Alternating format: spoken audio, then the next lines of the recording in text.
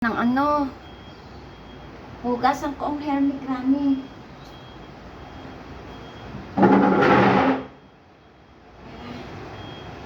Isa natin.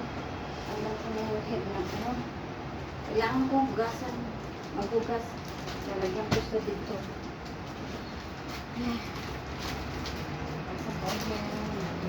Isa lang pwede na.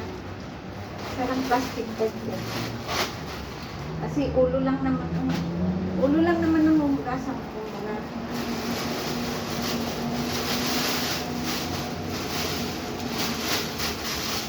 Ito lang trabaho ni Adam S. Tinanggal ko na yung head lang bed niya na. Kasi kailangan kong hugasan yung buhok niya. Manigas na yung buhok niya hindi ko pa lang hugasan. 2 weeks ko lang nilulang hugasan.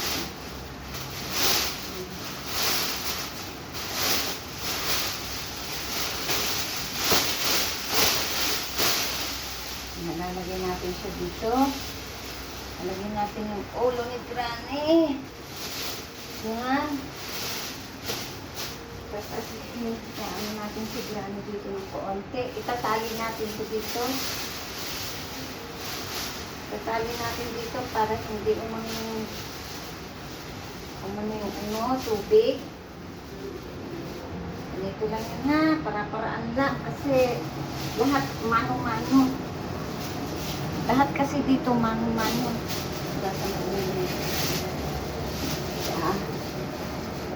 Kasi mano-mano dapat. Wala kasing mga gusto Lord. Mahirap pagpabili mga anak nila. Ganito na to. Natin para i-flip natin siya dito. Para yung tubig ay hindi pupunta sa ibang planeta. Taas natin si Granny ng konti. Ama! Sang 8-10. Ama, wupaw ni ha? Ama, wupaw ni ha? Gusto sa mga chicken. 8-10 to. Wupaw ni ha? English, sway topa. Sway topa. Sway topa. Sway topa. Pau ni. 8-10 sang. Ayo, for goodness sake, ang bigat ng Granny. Ayo. Ay, sweet pa. Muna tayo ng maraming towel. Ang hirap mag-prepare, oh. Hirap prepare, oh. Ay, nakikita pa lang ito. Amacho na. May kantipin. Makikita ka na ang face. Bawal makita. Beautiful face. Lagyan natin ng tubig.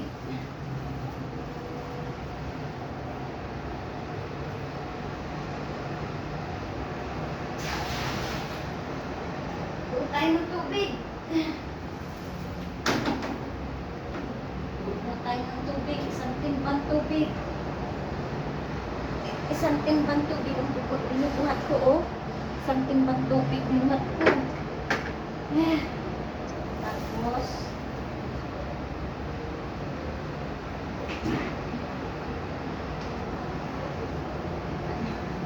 another timba na pagsasahuran ng tubig na ilalagay ko yung dulo nitong plastic na to para ilagay ko dito para dito aagos yung tubig sa timba. O, para-paraan lang yan. Matalino ako eh. Ganyan po ang kagyan. Hugasan ko sa Granny. Dito na lang. Tayo ng clip, shampoo. Prepare pa lang yan, ha? Kaya mo mapagod ka na.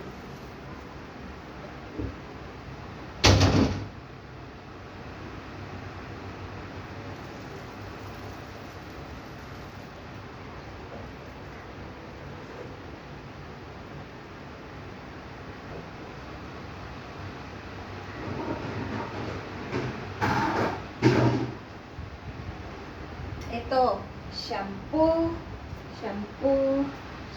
tsaka ito. Dito ko nalagay shampoo. Ito yung tabo. Ito, kailangan ko i-clip dito para hindi siya kung saan pumunta yung tubig. Diretso ang tubig niyan dito sa aking. Tapos na, Ama, huwag mo nang ihold ang iyong wallet at ikaw ay aking papaliguan. Kumain kita dito ng kaunti, kaya ko ba? Oh my God!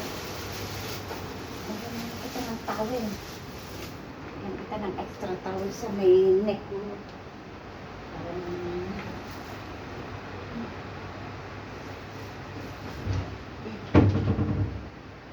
Handa natin ang maraming towel. Get ready ang maraming towel. Get ready ang maraming towel kasi mamaya ito na lang sira ang aking towel ang aking ilagay sa kanyang may neck. Ito natin na towel yung kanyang neck para yung tubig naman po. In case na magpunod ng tubig sa ano, hindi siya masyadong mababasa. Isasak siya ng towel. In case lang naman. Pero alam ko naman dito siya mababasa kasi napaka-meticuloso rin naman ako pag nagpapaligo sa kanya. Kapag lower, tas natin yung kanyang upper lower body para siya ay parang dinalan ng kaunti. Push ng kaunti para ako hindi masyadong mahirapan. Mama, 20, 10. Kaunti pa anak, kaunti pa mama, kaunti pa. Kaunti na lang ma, kaunti na lang. Ito ma, amin ko na. Carry ko na lang siya. Para sure ko na maano pa yung ulo niya dyan. Teka ha ma. Ay. Sipin. Ano ko ng kaunti eh. Ano ko ng kaunti doon sa bandang ano. Teka ma. Ay, ang tigas-tigas ni mama. Ayo. Ang bigat. Teka, baka masaktin yung paa niya. Delikado yung paa niya. Hindi natin ang kalan. Kasi baka masaktan yung paa niya. Lagyan kita ng ano. Over. Sunsipin, itin.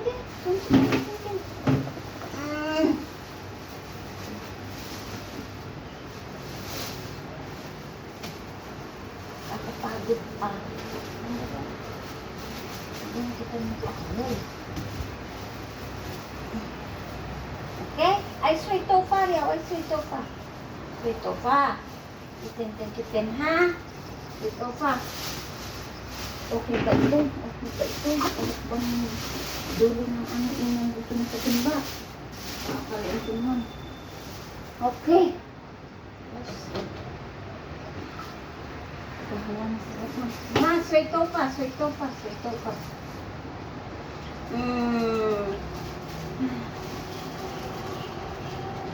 Sweet tofa ha.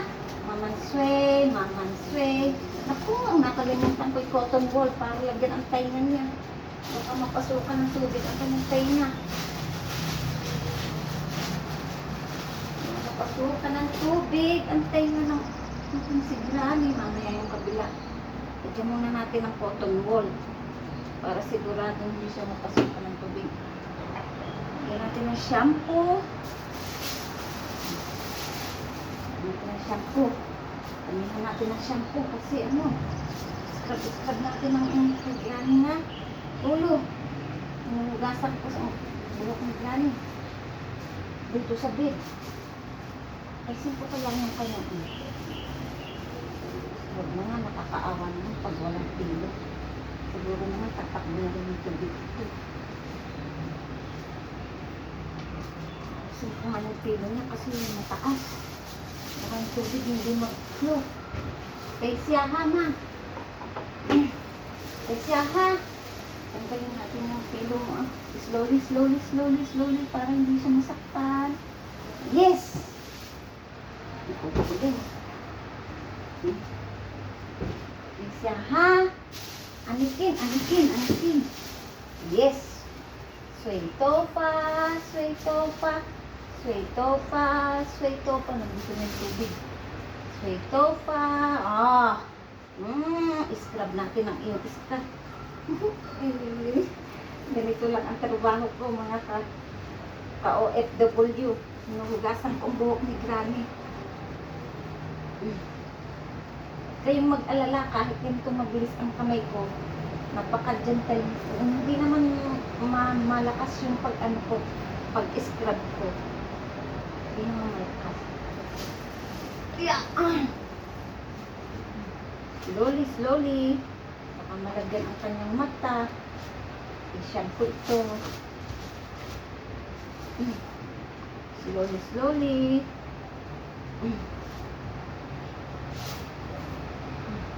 Patalinuhan lamang kung paano mahuhugasan ang ating alaga. Kasi hindi na siya pwedeng iluto sa wheelchair. Wala rin kaming yan, ang dumi ng ulo ni Granny. Oh my God.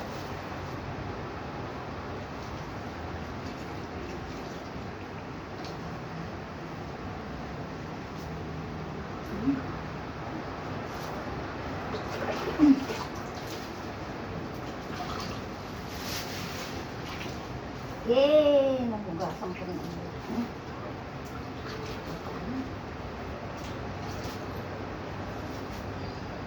Bukas naman yung katawan niya kasi hindi pwedeng sabay-sabay kasi mapapagod si Granny. Yung ilalim. Yung pagpangki na naliguan ko. Yung niya. Busan natin ang kaunti. Hindi naman napunta sa kanyang mukha kasi ito yung tubig. Samo. Ano naman itong ginagamit kong tubig? Warm water.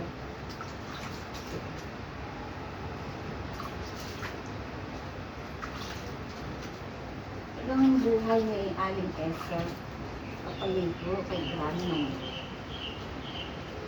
Minsan, 1 week, nililiguan ko ng ulo niya. Tapos, every week, maligo siya. Pag nakikita ko yung katawan niya na kaya niya, niliguan ko siya.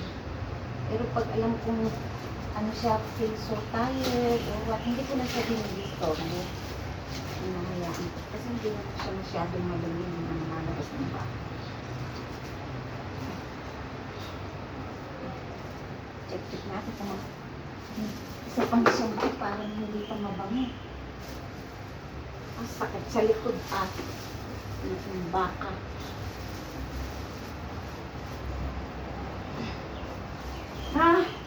Sakit sa likod. Sakit sa bayawang.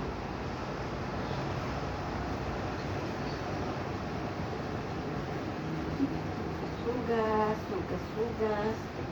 Marami akong tubig na hinanda. Namoy ko muna.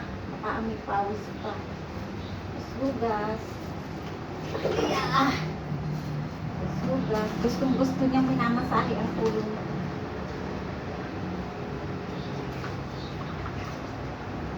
Hindi ko naman ng tubig. Sasahod ko naman ng tubig sa iyo.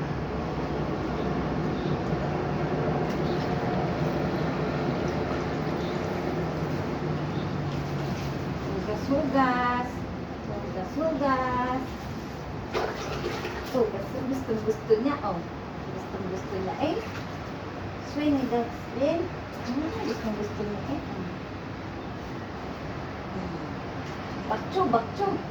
Bakcho.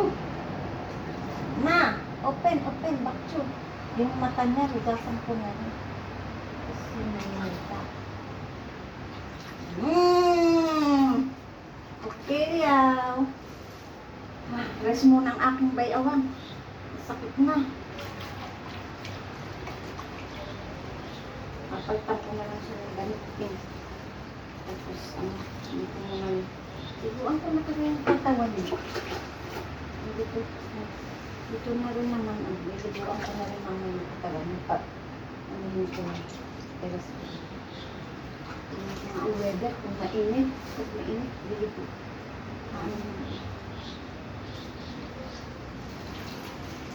Okay na yan, Granny. Magbango ka na, malinis na. One more time. One more time. Tapos natin. Gasan natin ang tayo ng ulan. Hindi ka naman malalagyan ng tubig. Nilagyan ko naman ng cotton wool. As! Yay! Ngayon ko nga. Mabango na. Ayan.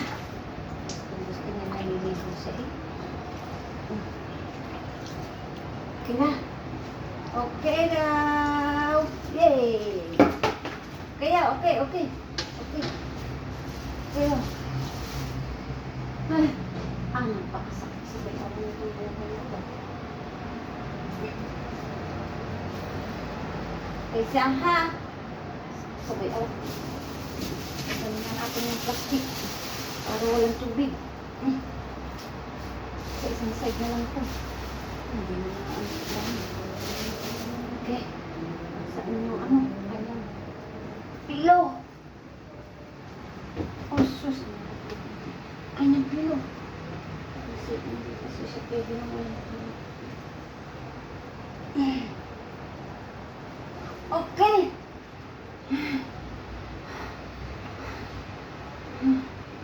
Okay. Another towel.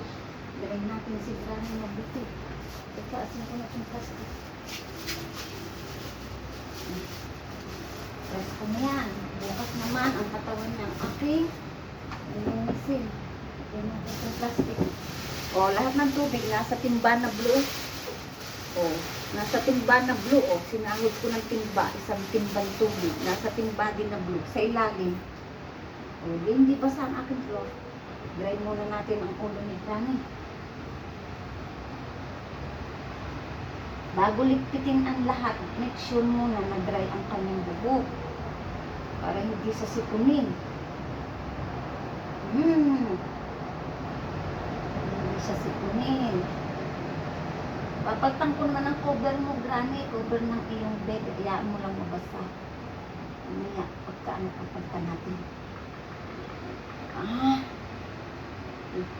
Isa Chuan. Ama, ni okay ma. Yay! Yay! Sweet tofa. Ika. Ika towel.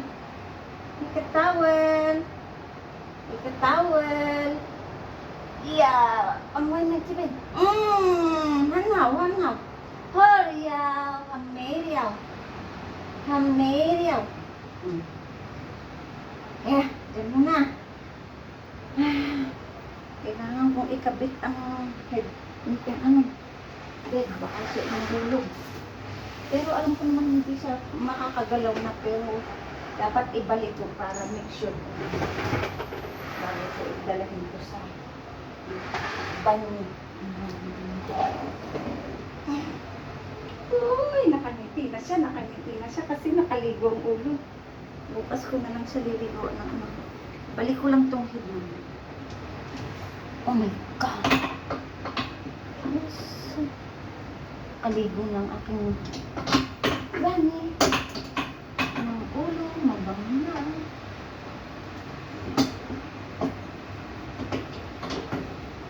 Wala kang utak dito. Nangangalang ang alaga. Kasi mani-mani talaga ito. Hirap ilagay ng ano ito. Kasi yung bed ni Granny bumaba.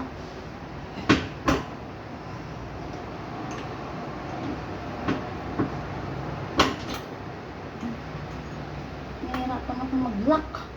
Kasi bumaba yung temporary nga. Maya-maya ko na lang ulit kasi ayusin ko na siya. Check ka ano ba? Hindi lang. Nag-over kasi yung bed mo. Bed yung kutsyon.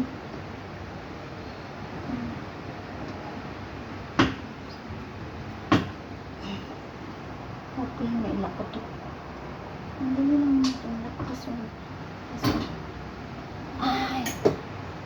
Isa. Ano na itong nabibigta mo ito? Bring down. Bring down. Ito. Ito naman ang ating itaas. Kapagod, man. Kapagod, man. Bilis lang tayo magpaligo. Kaso lang, mabilisan na kasi.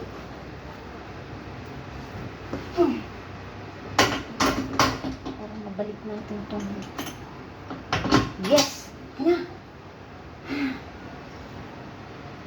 Papulit tayo ng cover ng kama. Papagta natin ang telegram na ano. Tuyo agad ang buhok niya kasi manipis naman, gilupitan na siya. Katawan na lang ang anong ko. Okay na. Hindi ko napakita sa inyo kung paano